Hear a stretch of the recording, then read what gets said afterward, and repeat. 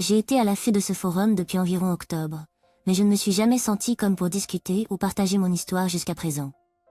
Je suis simplement fatiguée, pas seulement de cette situation, mais en général. C'est un sentiment étrange que je ne peux tout simplement pas décrire avec précision. Ce n'est pas de la dépression, c'est quelque chose de différent.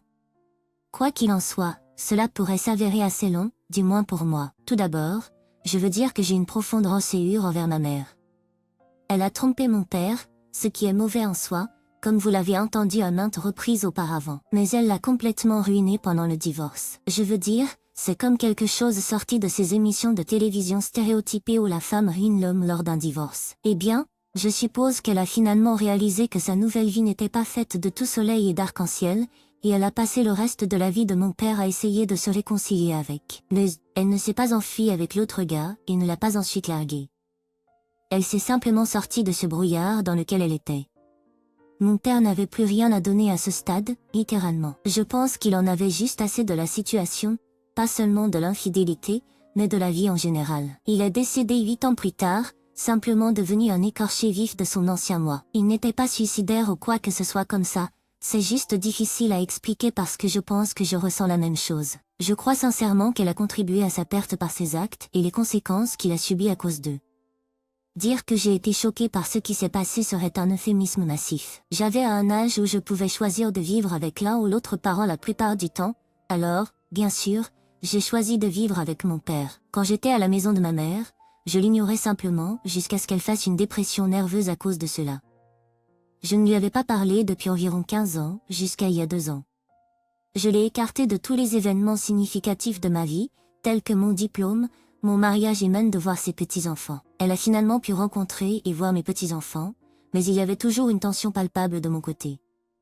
Elle a tenté de me parler et d'exprimer comment elle ne pouvait pas croire que je déteste toujours. 2 ans auparavant, elle m'a envoyé un courrier, ce qu'elle fait assez souvent. C'était une invitation à son mariage avec l'homme avec qui elle m'a trompée. Elle a commis l'adultère en tant que chrétienne, et elle ne peut même pas se remarier sans commettre l'adultère à nouveau. Et elle a choisi d'épouser cet idiot. J'étais furieux à ce moment-là. Ma femme a dit à l'époque que le regard dans mes yeux aurait pu mettre le monde en feu. Je n'arrivais pas à y croire. Je veux dire, je ne pouvais tout simplement pas comprendre comment elle pouvait m'envoyer cette invitation, sans parler de l'épouser. Cela m'a semblé une gifle brutale en plein visage. Mais bon, peu importe. Tout ce que mon père a traversé, peu importe à quel point elle a essayé de se réconcilier, il a fini trahi, envoyé dans un petit appartement, une ombre de ce qu'il était. Autrefois. L'affaire n'a pas continué après leur divorce. Donc je ne sais pas comment elle et le capitaine Reprobate se sont remis ensemble, et honnêtement, je m'en fiche. Je ne voulais rien avoir à faire avec elle à l'époque, et maintenant je suis heureux de continuer à vivre ma vie avec elle complètement coupée de tous les aspects de celle-ci. Je ne la déteste plus. Je ne l'aime ni ne l'aime particulièrement, mais je ne la déteste pas. Je l'ai détestée à certains moments, mais plus maintenant. Ce message pourrait être un désordre. Je m'excuse pour cela. Je partage ceci parce que ma femme connaissait mes expériences passées. Elle savait que je partirais si elle faisait jamais ce qu'elle a fait. C'est étrange parce qu'elle a avoué à moi. Je pensais qu'elle serait exposée par l'autre homme ou l'autre conjoint, trahi me le dirait. Donc, j'ai été surpris quand OBS ne le savait pas non plus quand je l'ai informé. Je donnerai des points à ma femme pour l'honnêteté, elle savait que j'opterais pour le divorce. Elle veut se réconcilier, mais je veux me concentrer sur la guérison. Je ne veux pas gaspiller 2 à 5 ans de ma vie sur une expérience pour voir si elle peut changer son comportement immoral. C'est juste qui elle est, et elle a décidé de ne pas le révéler jusqu'à présent. Quelques semaines après le jour J, j'avais déjà les documents de divorce, et elle était effondrée. Je sais que son regret est sincère, mais juste pour la tester, je lui ai demandé si elle serait d'accord pour un divorce favorable. Elle a dit oui. J'ai même demandé la garde totale, et elle a dit non. Au moins, elle est honnête à ce sujet aussi. Je laisse de côté beaucoup de détails comme les détails spécifiques du jour J, nos âges et les années mariées parce que je préférerais ne pas m'attarder sur ces aspects. Je l'écris pour me défouler et peut-être gagner quelques idées sur ma situation. C'est tout mélangé, mais je le laisserai tel quel parce qu'il représente mes pensées. Nassi, elle parle de brouillard maintenant, ce qui n'est qu'un prétexte. Je suis un homme accompli, et elle me nourrit de ce non-sang. Incroyable, TRDD. Oui, ils peuvent se réformer, mais je m'en fiche vraiment. Avoir une femme adultère sera toujours une partie d'elle. S'agisse de qui elle était, cela la définit. Un meurtrier est toujours un meurtrier, même après s'être repenti et avoir ressenti des regrets ou quoi que ce soit qu'il fasse. Mon mariage entier était un mensonge, car la personne que j'aime n'existait pas. Quand tout cela sera terminé, elle devra simplement rester avec des gens comme elle, tandis que je continuerai ma vie. Salut à nouveau, donc elle voulait parler des choses, mais ce qu'elle et moi voulions discuter était complètement différent. Elle a refusé de parler du divorce et a voulu travailler sur nous. Je lui ai dit qu'il n'y avait plus de nous. J'ai rendu clair que cela allait se produire, quel que soit ce qu'elle dit ou veut, et je partirai demain pour l'amener à coopérer. Elle n'était pas d'accord. À ce stade, je suis assez frustrée, et elle dit juste qu'elle souhaite ne jamais l'avoir fait, bla, bla, bla. Je continuais à répéter, es-tu fini? Elle s'est effondrée et est devenue incohérente. J'en avais fini? Alors j'ai appelé des choses blessantes que je ne suis pas fière, mais je le pensais. Elle est allée chez ses parents, et c'est là que nous en sommes. Je vais continuer à consulter un avocat et voir quoi faire depuis que je n'ai pas réussi à la faire coopérer. Je suis juste moi-même. L'appeler un parière était une chose une fois, et c'était en privé. Le jour J était il y a 5 mois. J'étais certain de divorcer d'elle quand je l'ai découverte, tout comme j'étais sûr de divorcer de ma femme il y a plus de 20 ans si cela m'arrivait. Je ne veux pas non plus garder les enfants éloignés d'elle, même si j'ai gardé mes enfants éloignés de ma mère, sauf pour quelques occasions. Je ne pense pas que ce soit juste. News co-parent Owens. Mais apart sailor. J.E.N.E.V. Reign of War of Fair. Dans quelques années, lorsque les enfants auront 19 ans et seront à l'université, je serai parfaitement bien de ne plus jamais lui parler pour le reste de ma vie. Principalement, je travaille avec l'avocat. Elle a été non coopérative depuis le début, et cela la rend difficile. Elle reste et part aussi. On m'a conseillé de ne pas partir, c'est ce que je ferai. Je veux simplement n'avoir aucune implication avec elle. Je l'ai affrontée une fois que nous aurons coparenté pendant un certain temps, j'espère qu'une fois que nous finaliserons le divorce, elle arrêtera les pleurs et les supplications ennuyeuses. Lorsque les enfants partent pour l'université bientôt, je serai enfin libre. Je ne suis pas fan du counseling. Je l'ai fait beaucoup quand j'étais jeune, et cela n'a pas aidé. Tout ce que je veux faire, c'est couper cette personne de ma vie, et je ne vois pas pourquoi j'ai besoin d'un thérapeute pour ça. Quant à ma mère, elle était absente de ma vie dans l'ensemble, sauf pour les occasions auxquelles je me suis référée. Son mariage avec l'autre homme ne s'est jamais produit, d'ailleurs. Elle se trouvait dans un moment de faiblesse et de solitude et n'a jamais renoué avec lui après la dispute qu'ils ont eue lorsque mon père a découvert leur liaison. Il lui a simplement téléphoné et a voulu se marier, mais ils ne se sont même pas revus. Quakeombol. C'est une longue histoire. Ma femme sera la même. Je vais gérer cette situation avec civilité.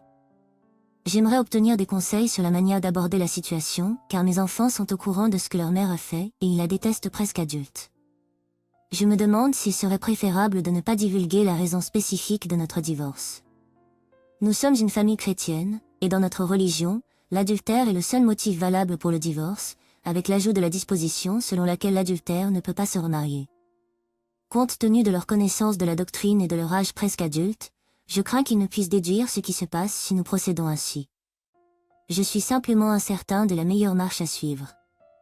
La façon dont j'ai informé les enfants du divorce s'est déroulée à peu près comme je l'avais prévu.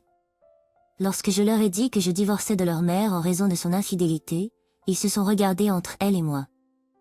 Je lui ai demandé si c'était vrai, et elle était déjà au bord des larmes avant même que je ne parle, mais elle a réussi à dire oui, suivie d'excuses remplies de mépris pour elle-même. Mes enfants ont quitté la pièce à ce moment-là et ne sont pas revenus avant le soir où je leur ai parlé et les ai rassurés sur notre amour pour eux. Ils ont soulevé la situation de ma mère et j'ai reconnu qu'elle était entièrement de leur choix le type de relation, s'il y en a un, qu'ils veulent avec elle, et je ne laisserai pas mes actions affecter leurs décisions. J'ai assuré qu'ils pouvaient compter sur mon soutien, quelle que soit leur décision. Ils m'ont demandé quels étaient nos projets, et j'ai exprimé mon désir de garde partagée jusqu'à ce qu'ils partent pour l'école. Lorsqu'on m'a demandé si elle pouvait rester principalement avec moi, j'ai mentionné que j'aurais besoin de consulter un avocat. Elles ont également demandé mes projets après leur départ, et je leur ai dit que je n'avais pas l'intention de parler ou de revoir leur mère à nouveau, sauf pour des occasions spéciales comme des remises de diplômes, des mariages ou lorsque nous aurons des petits-enfants. Elles ont simplement répondu par un « ok », et c'est là où les choses en sont actuellement. Peut-être l'autre homme a-t-il joué un rôle, mais honnêtement, je ne sais pas, et je ne m'en soucie plus vraiment. Je veux juste passer à autre chose et être libre d'elle. Après avoir longuement réfléchi à tout cela, je suis arrivée à la conclusion que je devrais encourager mes enfants à entretenir une relation avec leur mère. Sa vie, telle qu'elle la connaissait, va radicalement changer dans moins d'1 an, et il est clair pour moi qu'elle est sur une voie autodestructrice. Nous aurons une conversation plus tard, et bien que j'ai déjà une assez bonne idée de ce que je veux dire, j'apprécierais tout conseil sur la façon d'aborder la question en termes de notre règlement. De divorce, elle aura la maison et environ 50% de nos économies, tandis que je conserverai la retraite et la pension. Je crois que c'est plus que juste, surtout compte tenu de ce qu'elle a fait pour détruire ma famille et gaspiller la moitié de ma vie. En tant que chrétien, mon objectif de toute une vie a toujours été de glorifier Dieu, et après cela, c'était de me marier et de fonder une famille. Lorsqu'elle a dit oui pour m'épouser, j'ai été submergée de bonheur, au point de pleurer tellement que j'ai failli m'évanouir. La naissance de nos enfants a apporté encore plus de joie à ma vie. Les enfants ont apporté encore plus de joie, et chaque fois que je la remerciais ou que je partageais simplement des moments ensemble, je ne pouvais pas être plus heureux. C'était le rêve que je poursuivais depuis mes 18 ans, et maintenant il est parti pour toujours. Eh bien, super. J'avais prévu de parler à mes enfants ce soir à propos de tout, leur mère, du counseling et de tout le reste. Mais j'ai reçu un appel de ma belle-mère, il y a quelques heures, qui m'a demandé comment se portait ma femme chez moi. Je lui ai demandé, qu'est-ce que tu veux dire? Puis elle me dit qu'elle était en route pour me voir. Elle n'était pas là, et j'ai commencé à m'inquiéter, pensant le pire, comme si elle aurait pu aller se faire du mal. Ensuite, je me suis souvenu qu'elle avait activé le partage de localisation sur son compte Google, alors je l'ai vérifié et elle était dans un restaurant à environ 10 miles de chez sa mère. Je m'y suis rendue, je suis entrée et je l'ai vue avec ce type. Je suis juste partie, je suis tellement terminée, je ne peux pas le croire. Elle l'a fait une fois, et maintenant encore, je suppose qu'elle s'est rendue compte que je ne voulais plus d'elle dans ma vie, alors elle a choisi. Je prends les enfants et autant que je peux dans le divorce. Je ne peux même pas espérer qu'elle apprécie sa nouvelle vie sans les enfants ou moi. Quelque chose d'important à noter est que je crois qu'elle est sincère dans sa foi. La raison pour laquelle je le dis, c'est que le divorce et le remariage pour toute autre raison que l'adultère est un péché. Cependant, l'époux qui commet l'adultère ne peut pas se remarier ou sortir à nouveau, sinon il vit dans un état constant d'adultère en vivant dans un faux mariage que Dieu ne reconnaît pas. Apparemment, elle s'est rencontrée avec lui pour tourner la page, mais elle ne sait pas que je peux lire leur message. Il voulait la rencontrer pour une raison quelconque. Elle lui a dit qu'elle avait tout gâché pour rien et qu'elle n'avait plus rien à perdre. Elle ne donnait pas non plus une bonne impression dans le restaurant. Si c'est une aventure d'adieu, je ne sais pas ce qu'elle gagnerait en faisant semblant de se repentir. Peut-être c'est elle que je peux voir les messages et a un plan grandiose en mentant dans ceci. J'ai parlé à ma femme, et j'ai fait une erreur. Elle ne rencontrait pas l'homme, mais son frère, pour discuter de l'avenir de son emploi, car elle avait une relation avec un client. En fait, ce n'était pas ce que je pensais, et elle ne voulait pas me déranger ou déranger sa mère à propos d'une éventuelle perte d'emploi. Je suppose que je l'ai cru similaire parce qu'ils étaient tout à l'arrière du restaurant, et tout ce que j'ai vu, c'était elle avec un gars, et je suis partie. Donc, il y a cela, et oui, c'est confirmé. Son frère m'a montré le reçu parce que je ne les croyais pas. Je suis essentiellement un idiot.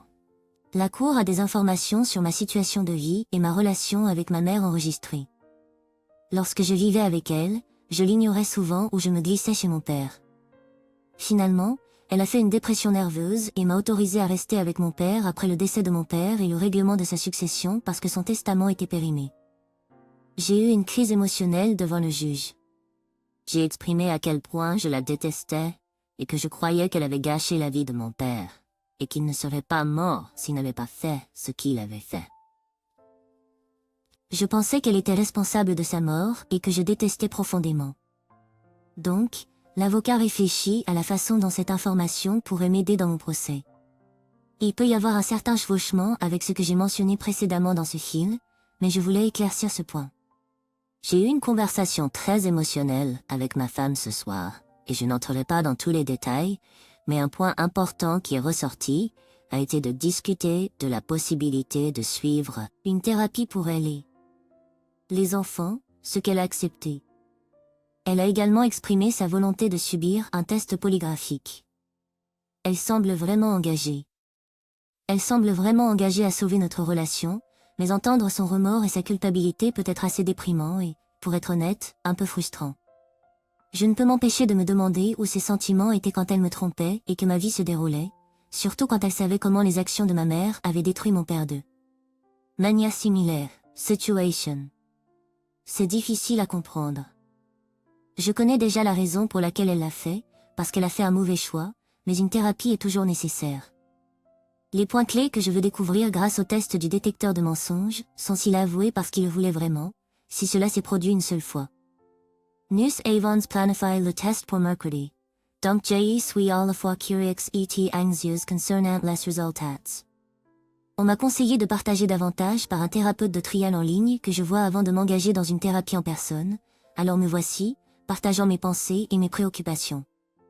Aujourd'hui était le jour du test du détecteur de mensonges. Je suppose que cela ne pourrait pas être la chose la plus saine à accepter, mais j'ai juste besoin de savoir, peut-être pour la clôture. Le thérapeute de trial que je vois pense que c'est une bonne étape pour moi, étant donné que je m'inquiète beaucoup. Voici les 4 questions que j'ai posées. 1. As-tu seulement eu des relations sexuelles de quelque nature que ce soit une fois? 2. As-tu avoué à moi de ton propre gré? 3. As-tu jamais trompé à aucun autre moment dans nos vies, d'une manière émotionnelle ou physique, de quelque manière que ce soit? 4. Notre vie ensemble était-elle un mensonge? Donc, voilà, je suppose. Je cherche des conseils sur la façon de gérer cette situation, que je suis sûre d'avoir rencontrée auparavant. J'ai remis des papiers de divorce à ma famille hier, et tout le monde essaie de me faire honte de ne pas lui donner une autre chance. Je n'arrive pas à croire comment ils réagissent. Mes enfants sont les seuls qui comprennent la situation, heureusement. Les gens continuent de dire des choses comme « Elle est si triste, elle a réussi le polygraphe, tu retournes les enfants contre elle ». Il n'y a pas d'empathie pour moi, mais ils défendent tous ma femme. Cela fera 90 jours avant que nous passions devant un juge, même si elle signe les papiers. Donc, je me demande comment je devrais gérer ça. Mon plan est de rétablir la vérité, surtout auprès de ses parents, et de leur dire que leur fille a échoué et que ce n'est pas de ma faute. Ils auraient dû mieux l'élever. Je m'excuse pour toute question de grammaire. Il est 5 heures du matin. Nous nous sommes rencontrés dans les années 90, lorsque nous étions tous deux des nerds autoproclamés cool et branchés, travaillant dans une boutique de jeux vidéo. Notre amitié s'est transformée en quelque chose de plus, en nous liant sur des intérêts partagés, tels que des cassettes vidéo sous-titrées de Dragon Ball Z. Nous nous sommes mariés 1 an plus tard. Notre mariage était parfait malgré les désaccords typiques que rencontrent les couples. Je me considérais comme une personne principlée et résolue, attachée à mes croyances en matière de santé et de conduite. Elle partageait ses valeurs et nous étions une équipe inébranlable unie contre le monde. Elle m'a soutenue dans mes problèmes avec ma mère, et notre vie sexuelle était épanouissante, se produisant environ 4 fois par semaine. C'est déconcertant pour moi. Nous avions tant en commun, de interests en nos croyances et en nos mœurs, et semblait que rien n'y pouvait ébranler notre ligne. Elle a commencé à échanger des SMS avec ce gars, et finalement, ils ont eu des relations sexuelles dans son bureau. Elle est rentrée à la maison dans un état hystérique, et heureusement, les enfants n'étaient pas là. Ce qui a aggravé les choses, c'est qu'elle avait son sperme sur son t-shirt, ce qui était extrêmement désagréable. Malgré le fait que je savais que je finirais par divorcer d'elle, je suis restée dans un état d'incertitude pendant des mois et me le suis gardé pour moi. Je ne suis pas particulièrement intéressée par les raisons de ses actes. J'ai déjà deviné que c'était quelque chose d'aussi trivial que sa mère lui ait été méchante, ce qui l'a poussée à chercher du réconfort dans une rencontre insignifiante. C'est probablement juste elle qui agit imprudemment, bien qu'elle prétende ne pas savoir, ce qui n'est pas très utile. Elle peut s'occuper de la thérapie ou de ce dont elle a besoin par elle-même. Je refuse d'y participer, surtout maintenant. Cette situation est profondément injuste. Tout ce que je travaillais, c'est tout perdu. Heure de râler. J'ai parlé à ses parents, et maintenant je suis le méchant, grâce à la grande révélation, le livre d'Osée. Et il suggère que je pardonne et oublie, parce que c'est ce que Dieu voudrait supposément. Oui, le même Dieu qui, dans Lévitique 20, a commandé que les adultères soient tués. Le même Dieu qui, même lorsqu'il est pardonné, interdit aux adultères de se remarier sous peine d'adultère continu. Ils ont toujours fait partie de cette église libérale avec des pasteurs gays ouvertement, alors je devrais m'y attendre. Je pourrais lui pardonner un jour. Mais je ne peux pas rester mariée avec elle. Apparemment, la pensée rationnelle est perdue pour ses parents. Quant à mes amis, la plupart d'entre eux savent à propos de la situation, ce qui m'énerve. Je suppose que ma femme a pensé que par dire à tout le monde qu'elle m'a trompé, cela serait utile d'une manière ou d'une autre. Mouvement brillant. Le diffuser au monde entier pour planter le couteau plus profondément dans mon dos, cet orage de 90 jours est incroyablement frustrant. Elle est revenue dans la maison, et je ne peux pas simplement la mettre à la porte parce que c'est aussi sa propriété.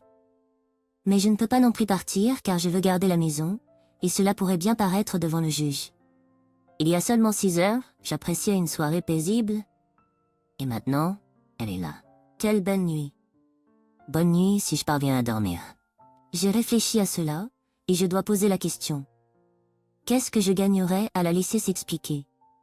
Avec le détecteur de mensonges, j'ai accepté parce qu'il m'offrait une forme de clôture. Mais je ne vois pas ce que je gagnerais à ce qu'elle s'explique. Surtout qu'il n'y a aucune raison pour qu'elle triche, cela me mettrait probablement juste en colère. Car, comme je l'ai dit auparavant, ce sera probablement quelque chose de stupide comme maman a été méchante avec elle. Alors elle avait besoin de sucer de la bite. Ou pire encore, elle ne sait pas. Oui, génial. C'est gâché pour rien. Je suis ouvert à l'idée. Je ne comprends juste pas ce que j'ai à gagner, car je suis dans cette démarche pour moi-même pour illustrer mon point précédent. Je finirai par pardonner à ma femme. Comme Jean 7h24 nous y invite, nous devrions juger avec justice. Le thème des évangiles englobe la gloire de Dieu, sa justice, sa miséricorde et sa colère. Réduire l'évangile à une vision centrée sur l'homme axée uniquement sur le pardon affaiblit sa profondeur. Si l'humanité était tenue de pardonner parfaitement, nous serions tous dans une situation difficile. Une manifestation de vertu légèrement dirigée vers moi ne fonctionnera pas lorsque je comprends le contexte biblique. Voici un verset pertinent. Proverbe 6,26. Pour le prix d'une miche de pain, un homme peut acheter une prostituée, mais une femme adultère rôde après la vie d'un homme. J'ai été étiquetée comme un monstre pour avoir coupé ma mère hors de ma vie, grâce à ses défenseurs. Elle prétend savoir sur ma mère, mais elle ne peut pas l'expliquer pourquoi elle l'a fait. Elle savait que c'était mal, savait que je la détesterais pour cela, et maintenant elle dit qu'elle est brisée. Honnêtement, c'est l'une des plus grandes absurdités, tout comme le brouillard de l'affaire. J'étais énervée quand elle s'est appelée ainsi. Quel tas de BS. Quelqu'un que je respecte profondément m'a averti d'elle, et je souhaite que je l'avais écoutée. Quelqu'un que je respecte profondément, bien que je ne lui ai jamais parlé, est Maya.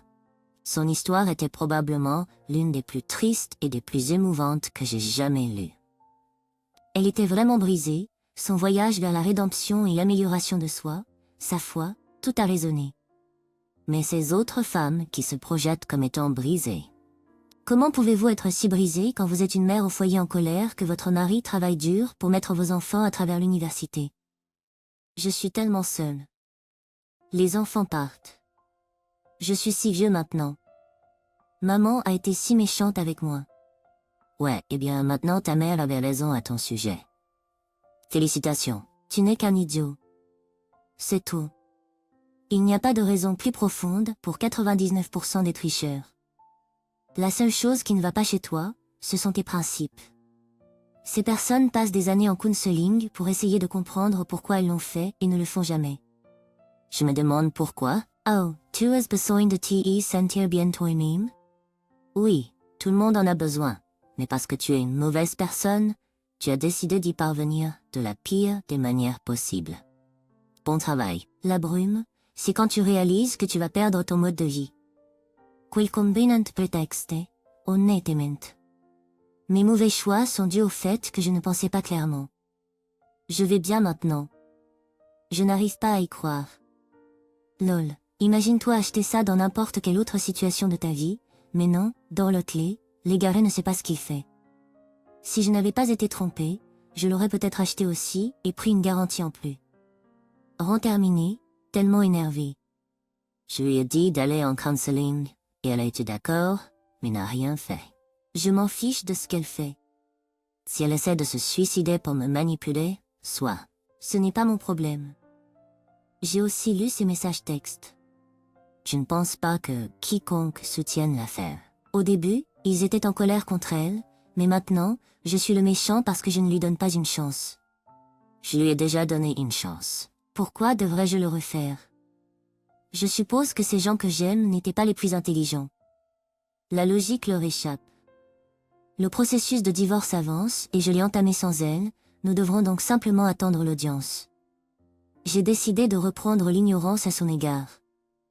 J'ai essayé de l'aider à passer à autre chose et à obtenir l'aide dont elle a besoin, mais cela n'a pas fonctionné.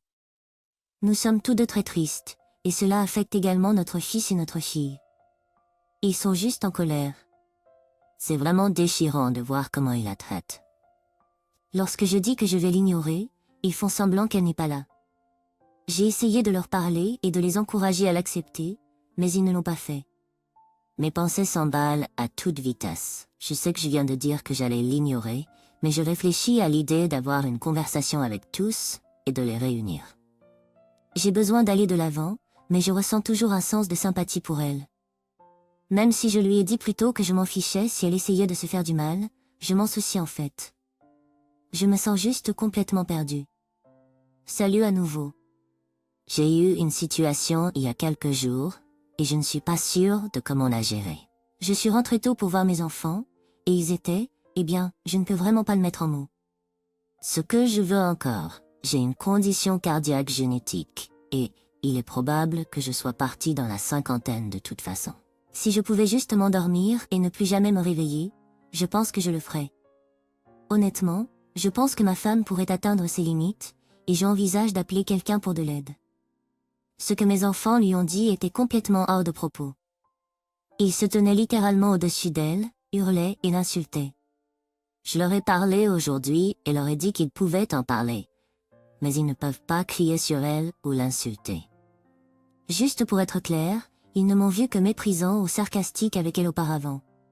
Ils ont dit qu'ils avaient compris, mais je ne suis pas sûre qu'ils l'aient vraiment compris. Peut-être que je suis juste trop sensible, mais je l'aime toujours très fort, et je peux voir comment cette situation l'affecte. Cela la consume, et elle analyse tout si étroitement qu'elle voit probablement le dos de sa tête. Je lui ai beaucoup parlé quand ça s'est produit, et après, mais en ce moment je veux pas en discuter. Je ne peux tout simplement pas envelopper mon tour de tête autour de la façon dont elle a pu faire ça, surtout en sachant ce qui s'est passé avec ma mère. Pour être honnête, je l'aurais probablement considéré comme me réconcilier avec elle, parce que je ne pensais pas que ce qu'elle avait fait était si mal. Mais si elle faisait quoi que ce soit d'autre, ou si je la prenais à nouveau, je ne le ferais pas. Je ne sais pas, peut-être que je me trompe juste à ce sujet.